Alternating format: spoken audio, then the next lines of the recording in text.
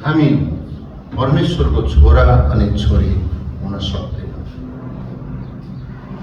तपाईलाई शैतानले मेरा हातहरू बाँधिसकेको छ शैतानले।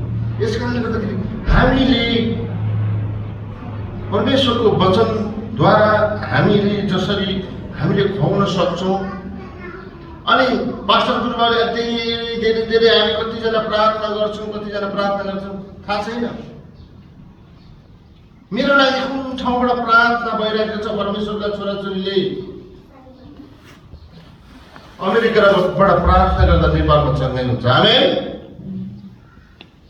तपाईको दाजुले, तपाईको भाइले, तपाईको येशू प्रभुलाई रगतले किनिएका पवित्र जातिले, तपाईको एकजना व्यक्तिले अमेरिकाको एउटा कुनाबाट प्रार्थना गर्दाखेरि नेपालमा बिरामी निको भइरहेको छ। नेपालबाट प्रार्थना गर्दाखेरि अमेरिकाको बिरामी निको भइरहेको छ। आज यस्तो खालको दाजुभाइ प्रभुले एकतामा खोज्दै हुनुहुन्छ। एउटाले अर्काको लागि सहयोग गर्ने, एउटाले अर्काको लागि प्रार्थना गर्ने दाजुभाइ खोज्दै हुनुहुन्छ।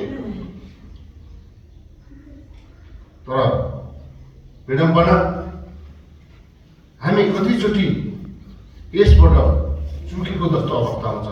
हाम्रो आत्मा सेलाएको, हाम्रो आत्मा निधाएको।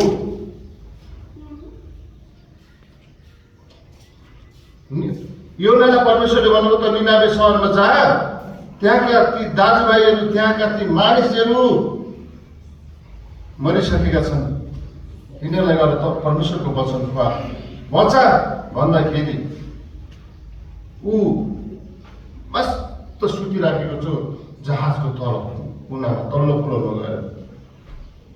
आज यस्तै अवस्थामा हामी कतिचोटि हाम्रो मण्डलीको अवस्था हेरेर, मण्डलीका दाजुभाइहरूको मण्डलीको एकता नभएको अनि मण्डली त्यस्तै त्यो योनालाई जस्तै हामी मनै नभएको,